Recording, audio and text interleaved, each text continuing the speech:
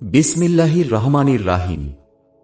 হযরত আনাস রাদিয়াল্লাহু আনহু হুজুর সাল্লাল্লাহু আলাইহি ওয়াসাল্লাম হইতে আল্লাহ তাআলার এই ইরশাদ নকল করেন যে, আমি কোন এলাকায় আযাব নাজিল করার ইচ্ছা করি, কিন্তু সেখানে এমন লোকদেরকে দেখিতে পাই যাহারা মসজিদ সমূহকে আবাদ করে আল্লাহর ওয়াস্তে একে অপরকে মহব্বত করে শেষ রাত্রে আল্লাহর নিকট ক্ষমা চায়, তখন আমি আযাব স্থগিত করিয়া দেই।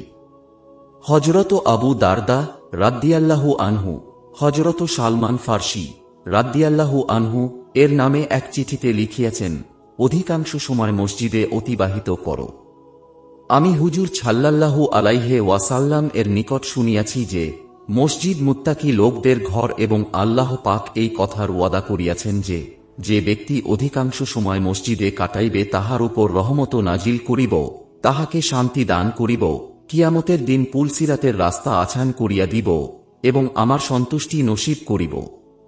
হযরত আব্দুল্লাহ ইবনে মাসউদ রাদিয়াল্লাহু আনহু হুজুর সাল্লাল্লাহু আলাইহি ওয়াসাল্লাম হইতে নকল করেন যে, মসজিদ সমূহ আল্লাহ পাকের ঘর, আর যাহারা ঘরে আসে তাহাদের সম্মান ও একরাম হইয়াই থাকে।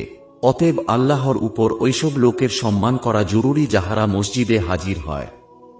হযরত আবু সাঈদ খুদরি রাদিয়াল্লাহু আনহু হুজুর সাল্লাল্লাহু আলাইহি ওয়াসাল্লাম হইতে নকল করেন যে, যাহারা মসজিদের সহিত মহব্বত রাখে আল্লাহ তাআলা তাহাদের সহিত মহব্বত রাখেন। হযরত আবু হুরায়রাহ রাদিয়াল্লাহু আনহু হুজুর সাল্লাল্লাহু আলাইহি ওয়াসাল্লাম হইতে নকল করেন, যখন মৃত ব্যক্তিকে কবরে রাখা হয়, তখন যাহারা কবর পর্যন্ত সাথে গিয়াছিল তাহারা ফিরিবার পূর্বেই ফেরেশতাগণ পরীক্ষা নেয়ার জন্য হাজির হইয়া যান। মৃত ব্যক্তি মুমিন হইয়া থাকিলে নামাজ তাহার মাথার নিকটে থাকে, যাকাত তাহার ডান দিকে, রোজা তাহার বাম দিকে এবং অন্যান্য নেক আমল তাহার পায়ের দিকে থাকে। এইভাবে চতুর্দিক হইতে তাহাকে ঘিরিয়া লয়, কেহ তাহার নিকটবর্তী হইতে পারে না। ফলে ফেরেশতাগণ দূর হইতেই দাঁড়াইয়া প্রশ্ন করেন। এক সাহাবী রাদিয়াল্লাহু আনহু বলেন, যখন হুজুর সাল্লাল্লাহু আলাইহি ওয়াসাল্লামের ঘরে কোনো অভাব দেখা দিত, তখন তিনি পরিবার পরিজনকে নামাজের হুকুম করিতেন এবং এই আয়াত তেলাওয়াত করিতেন, অর্থাৎ আপনার পরিবার পরিজনকে নামাজের হুকুম করুন এবং নিজেও নামাজের এহতেমাম করিতে থাকুন। আপনি রুজি উপার্জন করুন, ইহা আমি চাই না, রুজি তো আমিই দিব। আর উত্তম পরিণতি পরহেজগারির মধ্যেই রহিয়াছে। সূরা তোহা আয়াত ১৩২। হযরত আসমা রাদিয়াল্লাহু আনহা বলেন, আমি হুজুর সাল্লাল্লাহু আলাইহি ওয়াসাল্লাম এর নিকট শুনিয়াছি, কিয়ামতের দিন সকল মানুষ এক জায়গায় জমা হইবে এবং ফেরেশতাগণ যে কোনো আওয়াজই দিবেন সকলেই তাহা শুনিতে পাইবে। ওই সময় ঘোষণা করা হইবে, কোথায় ওই সকল লোক যাহারা সুখ দুঃখ সর্বাবস্থায় আল্লাহ তাআলার প্রশংসা করিত। ইহা শুনিয়া একদল উঠিবে এবং বিনা হিসাবে জান্নাতে প্রবেশ করিবে। আবার ঘোষণা করা হইবে, কোথায় ওই সমস্ত লোক যাহারা রাত্র জাগিয়া আরামের বিছানা ত্যাগ করিয়া এবাদত বন্দেগীতে মশগুল থাকিত। অতঃপর এক জামাত উঠিবে এবং বিনা হিসাবে জান্নাতে প্রবেশ করিবে। আবার ঘোষণা করা হইবে, কোথায় ওই সমস্ত লোক যাহাদিগকে ব্যবসা বাণিজ্য ও বেচা কেনা আল্লাহর স্মরণ হইতে গাফেল করিত না। অতঃপর এক জামাত উঠিবে এবং বিনা হিসাবে জান্নাতে প্রবেশ করিবে। অন্য এক হাদিসে এই ঘটনার সহিত ইহাও বর্ণিত হইয়াছে যে, তখন ঘোষণা করা হইবে, আজ হাসরবাসী দেখিতে পাইবে যে সম্মানিত লোক তাহারা। আরও ঘোষণা করা হইবে, কোথায় ওই সমস্ত লোক যাহাদিগকে ব্যবসা বাণিজ্যের ব্যস্ততা আল্লাহর জিকির ও নামাজ হইতে বাধা দিত না। এই হাদিসটি শায়খ নসর সমরকন্দি রহমতুল্লাহ তামবিহুল গাফেলিন নামক কিতাবেও লিখিয়াছেন। অতঃপর লিখিয়াছেন যে, যখন এই সকল লোক বিনা হিসাবে মুক্তি পাইয়া যাইবে, তখন জাহান্নাম হইতে একটি লম্বা গর্দান বাহির হইয়া আসিবে এবং উহা লোক দিককে ডিঙ্গাইয়া চলিয়া আসিবে। উহার দুইটি উজ্জ্বল চক্ষু থাকিবে এবং তাহার ভাষা খুব স্পষ্ট হইবে। সে বলিবে, আমি ঐসব লোকদের উপর নিযুক্ত হইয়াছি যাহারা অহংকারী ও বদমেজাজি এবং সম্বেত লোকদের মধ্য হইতে তাহাদেরকে এমনভাবে বাছিয়া লইবে, যেভাবে পশুপক্ষী উহাদের খাদ্য বাছিয়া লয়। তাহাদিগকে বাছিয়া জাহান্নামে নিক্ষেপ করিবে। অতঃপর এই রূপে দ্বিতীয়বার বাহির হইয়া বলিবে যে, এইবার আমি ওই সমস্ত লোকদের উপর নিযুক্ত হইয়াছি যাহারা আল্লাহ ও তাঁহার রাসূল সাল্লাল্লাহু আলাইহি ওয়াসাল্লামকে কষ্ট দিয়াছে, তাহাদিগকেও দল হইতে বাছিয়া লইয়া যাইবে। অতঃপর তৃতীয়বার বাহির হইয়া আসিবে এবং এইবার ছবি অঙ্কনকারীদিগকে বাছিয়া লইয়া যাইবে। এই 3 প্রকার লোক ময়দান হইতে পৃথক হইয়া যাওয়ার পর হিসাব নিকাশ শুরু হইবে। কথিত আছে আগেকার যুগে মানুষ শয়তানকে দেখিতে পাইত। এক ব্যক্তি শয়তানকে বলিল, তুমি আমাকে এমন কোন পন্থা শিখাইয়া দাও যাহা করিলে আমিও তোমার মতো হইতে পারি। শয়তান বলিল, এমন আবদার তো আজ পর্যন্ত আমার নিকট কেহ করে নাই, তোমার কি প্রয়োজন দেখা দিল? লোকটি বলিল, আমার মন এরূপ চাহিতেছে। শয়তান বলিল, ইহার পন্থা এই যে, নামাজে অবহেলা করিও এবং সত্য মিথ্যা কসম খাইয়া কথা বলিতে কোনই পরোয়া করিও না। লোকটি বলিয়া উঠিল, আমি আল্লাহর সঙ্গে ওয়াদা করিতেছি যে জীবনে কখনো নামাজ ছাড়িব না এবং কসমও খাইব না। ইহা শুনিয়া শয়তান বলিল, আজ পর্যন্ত চালবাজি করিয়া তুমি ছাড়া আর কেহ আমার নিকট হইতে কথা নিতে পারে নাই। আমিও প্রতিজ্ঞা করিতেছি যে মানুষকে কখনো উপদেশ দিব না।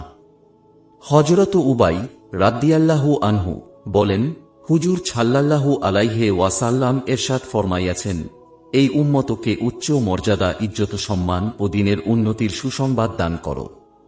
তবে যে ব্যক্তি দিনের কোনো কাজ দুনিয়ার উদ্দেশ্য করিবে, আখেরাতে তাহার কোনো অংশ নাই। এক হাদিসে আসিয়াছে, হুজুর সাল্লাল্লাহু আলাইহি ওয়াসাল্লাম এরশাদ ফরমাইয়াছেন যে আমি সর্বোত্তম অবস্থায় আল্লাহ তাআলার জিয়ারত লাভ করিয়াছি। আমার প্রতি এরশাদ হইয়াছে যে, হে মুহাম্মদ, মালায়ে আলা অর্থাৎ ফেরেশতারা কোন বিষয় লইয়া পরস্পর মতভেদ করিতেছে। আমি আরজ করিলাম, আমার তো জানা নাই। তখন আল্লাহ পাক আপন কুদরতি হাত আমার বুকের উপর রাখিয়া দিলেন, যাহার শীতলতা আমার বুকের ভিতর পর্যন্ত অনুভব করিলাম। ইহার বরক্তে সমগ্র সৃষ্টি জগৎ আমার সম্মুখে উদ্ভাসিত হইয়া গেল। আমাকে আবার প্রশ্ন করা হইল, এখন বলুন ফেরেশতারা কোন বিষয়ে পরস্পর মতভেদ করিতেছে? আমি আরজ করিলাম, যে সব জিনিস মানুষের মর্যাদা বুলন্দ করে এবং যে সব জিনিস মানুষের গুনাহের কাফফারা হয় আর জামাতে নামাজ পড়ার জন্য যে কদম উঠে উহার সোয়াব সম্পর্কে, শীতের সময় উত্তম রূপে অজু করার ফজিলত এবং এক নামাজের পর পরবর্তী নামাজের অপেক্ষায় বসিয়া থাকার ফজিলত সম্পর্কে।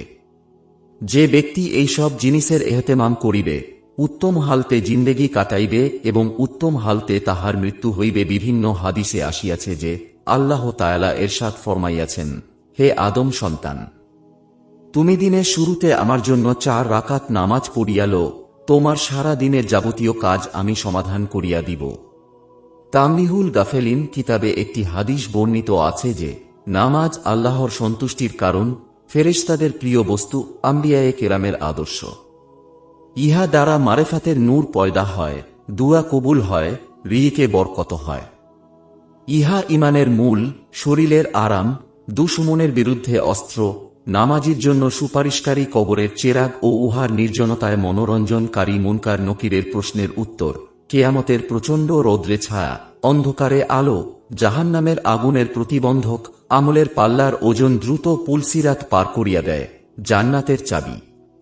হাফেজ ইবনে হজর রহমতুল্লাহ মুনাব্বিহাত কিতাবে হযরত উসমান গনি রাদিয়াল্লাহু আনহু হইতে নকল করিয়াছেন, যে ব্যক্তি পাবন্দী সহকারে সঠিক সময়ে নামাজের এহতেমাম করে, আল্লাহ তাআলা 9টি পুরস্কারের দ্বারা তাহাকে সম্মানিত করেন।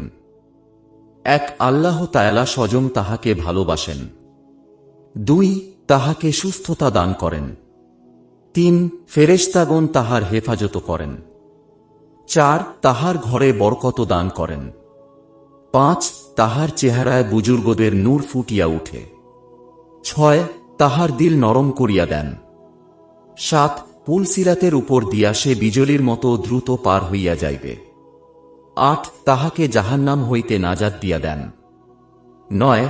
জান্নাতে এমন লোকদের প্রতিবেশী হিসাবে সে স্থান পাইবে, যাহাদের সম্পর্কে কুরআনে এই সুসংবাদ আসিয়াছে। অর্থাৎ কেয়ামতের দিন না তাহাদের কোনো ভয়ভীতি থাকিবে আর না তাহাদের কোনো প্রকার চিন্তা থাকিবে। সূরা বাকারাহ আয়াত 62।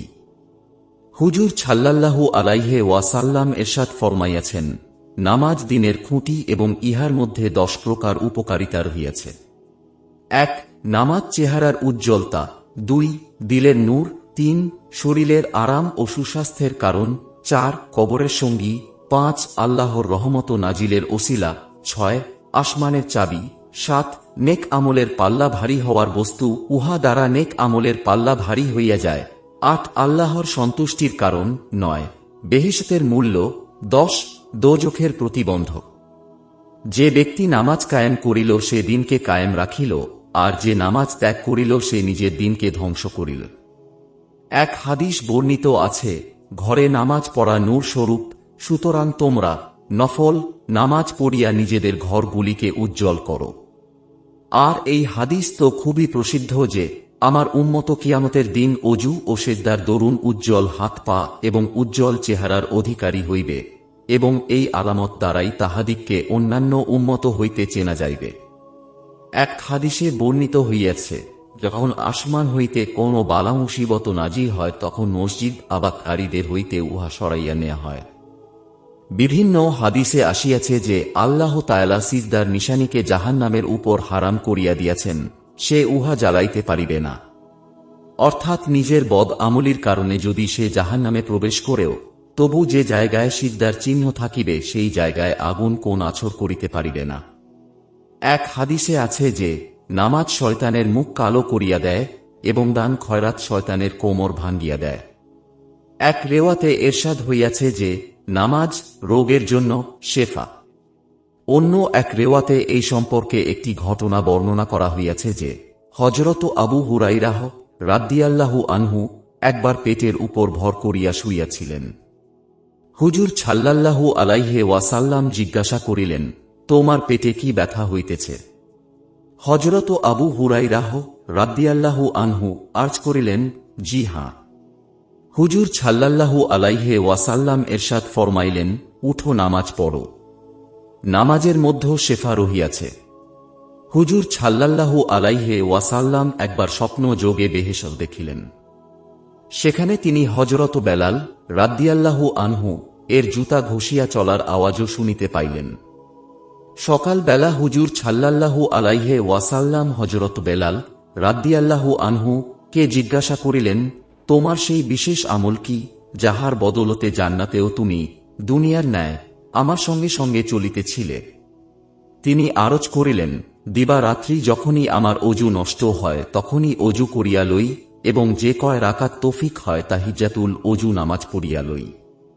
হযরত শাফিঈ রহমতুল্লাহ বলিয়াছেন, ফজরের নামাজ ত্যাগকারীকে ফেরেশতাগণ হে ফাজের বদকার, জোহরের নামাজ ত্যাগকারীকে হে খাছের ক্ষতিগ্রস্ত, আছরের নামাজ ত্যাগকারীকে হে আছি নাফরমান, মাগরিবের নামাজ ত্যাগকারীকে হে কাফের এবং এশার নামাজ ত্যাগকারীকে হে মুজি, আল্লাহর হক বিনষ্টকারী বলিয়া ডাকিয়া থাকেন।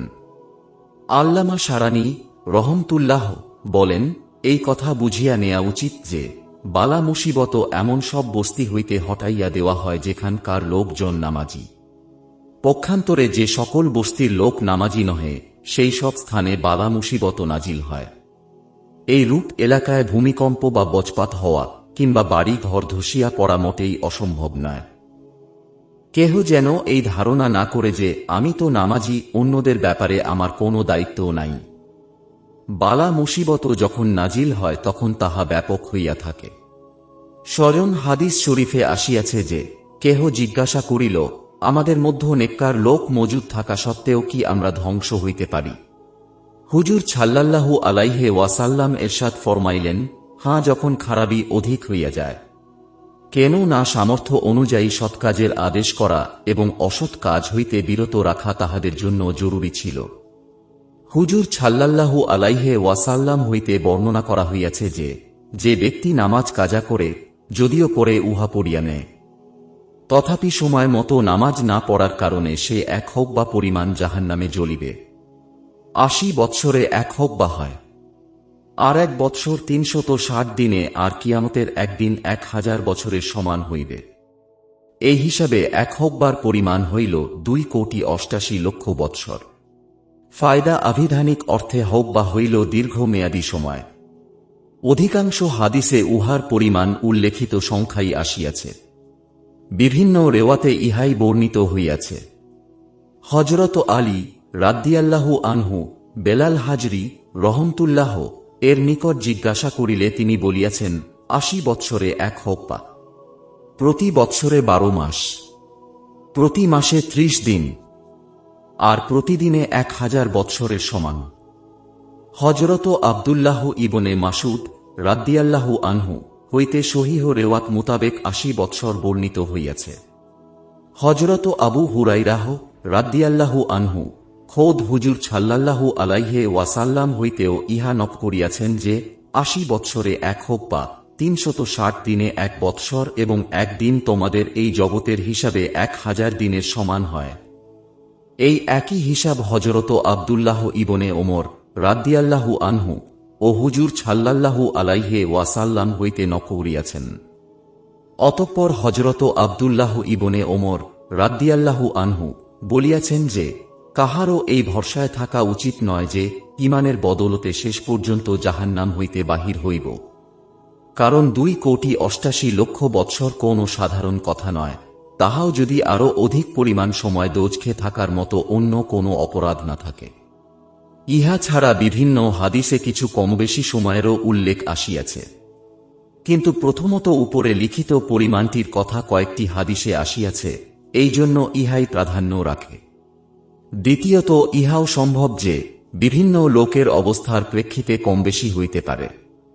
আবু লাইস সমরকন্দি রহমতুল্লাহ কুরাতুল উন গ্রন্থে হুজুর সাল্লাল্লাহু আলাইহি ওয়াসাল্লাম এরশাদ করিয়াছেন যে, যে ব্যক্তি জানিয়া শুনিয়া এক ওয়াক্ত নামাজ ছাড়িয়া দেয় তাহার নাম জাহান্নামের দরজায় লিখিয়া দেওয়া হয় এবং তাহাকে উহাতে অবশ্যই প্রবেশ করিতে হইবে।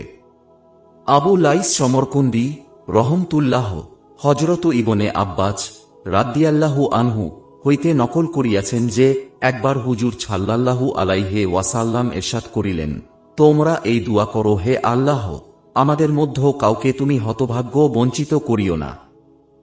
অতঃপর নিজেই প্রশ্ন করিলেন, তোমরা কি জানো হতভাগ্য বঞ্চিত কে? সাহাবীগণ জানিতে চাহিলে তিনি এরশাদ করিলেন, যে ব্যক্তি নামাজ ছাড়িয়া দেয় সেই হতভাগ্য বঞ্চিত, ইসলামে তাহার কোনো অংশ নাই। অন্য এক হাদিসে বর্ণিত হইয়াছে, যে ব্যক্তি জানিয়া শুনিয়া বিনা ওজরে নামাজ ত্যাগ করিবে, কিয়ামতের দিন আল্লাহ তাআলা তাহার দিকে ভ্রুক্ষেপও করিবেন না এবং তাহাকে আযাবুন আলীম অর্থাৎ যন্ত্রণাদায়ক শাস্তি দেওয়া হইবে।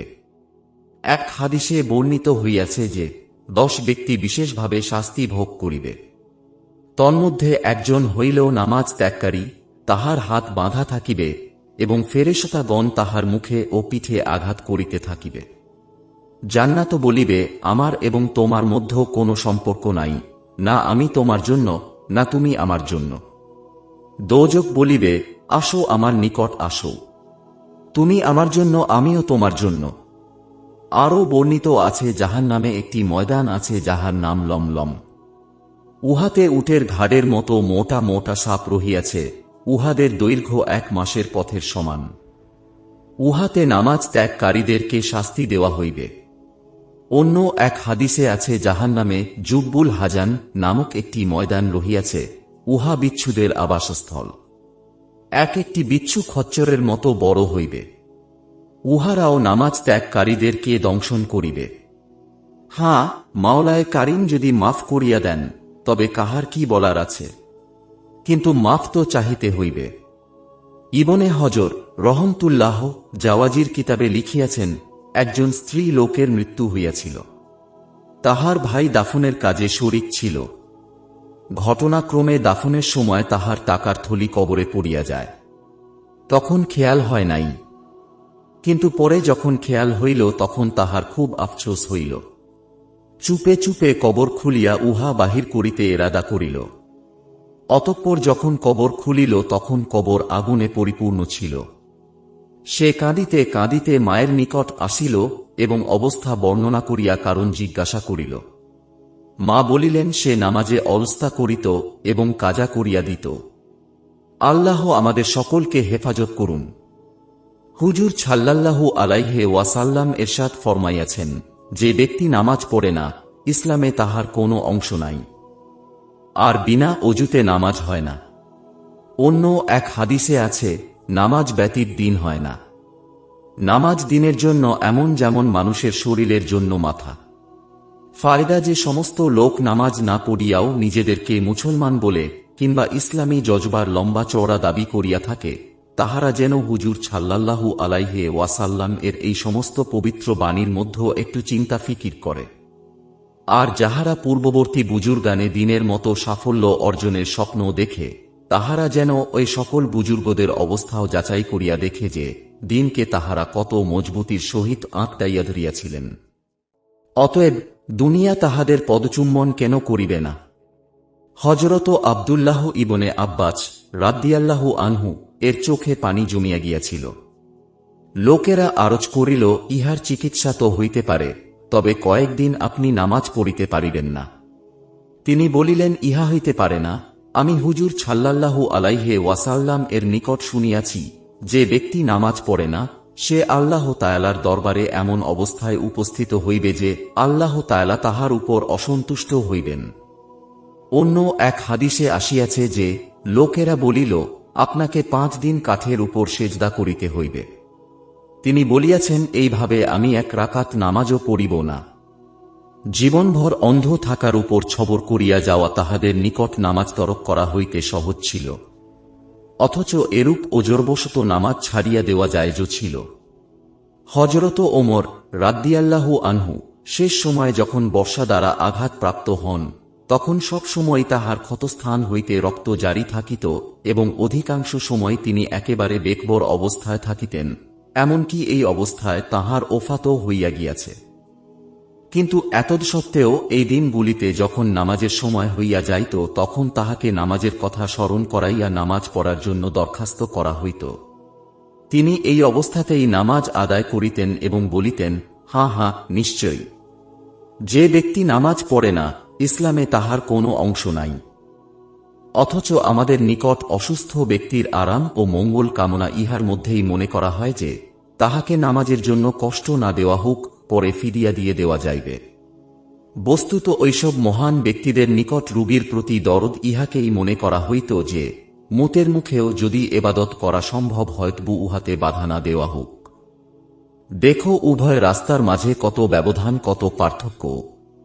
হযরত আলী রাদিয়াল্লাহু আনহু একবার হুজুর সাল্লাল্লাহু আলাইহি ওয়াসাল্লামের খেদমতে হাজির হইয়া কাজকর্মে সাহায্যের জন্য একজন খাদেম চাহিলেন।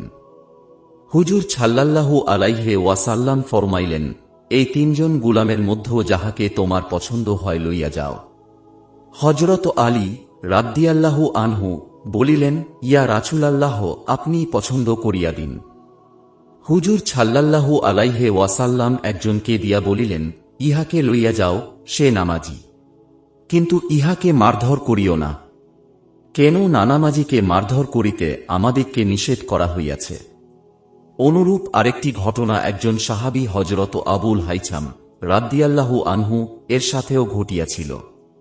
তিনিও হুজুর সাল্লাল্লাহু আলাইহি ওয়াসাল্লাম এর নিকট গুলামের জন্য দরখাস্ত করিয়াছিলেন। পক্ষান্তরে বর্তমান যুগে আমাদের কাজের লোক বা কর্মচারী যদি নামাজি হয়, তবে আমরা তাহাকে তিরস্কার করি এবং নিজের নির্বুদ্ধিতার দরুন তাহার নামাজের দ্বারা আমাদের কাজে ক্ষতি হইতেছে মনে করিয়া থাকি। হযরত সুফিয়ান সৌরি রহমতুল্লাহ এর উপর একবার আধ্যাত্মিক বিশেষ অবস্থা প্রবল হইয়াছিল। এই ধ্যানমগ্ন অবস্থায় 7 দিন পর্যন্ত তিনি ঘরে ছিলেন, ঘুম ও খাওয়া দাওয়া সম্পূর্ণ ছাড়িয়া দিয়াছিলেন। তাহার মুর্শিদকে এই বিষয়ে জানানো হইলে তিনি জিজ্ঞাসা করিলেন, নামাজ ঠিকমতো আদায় করিতেছে কিনা। লোকেরা বলিল, জি হাঁ, নামাজে ত্রুটি নাই। ইহাতে মুর্শিদ বলিলেন, সমস্ত প্রশংসা ওই আল্লাহর, যিনি শয়তানকে তাহার উপর প্রভাব বিস্তার করিতে দেন নাই।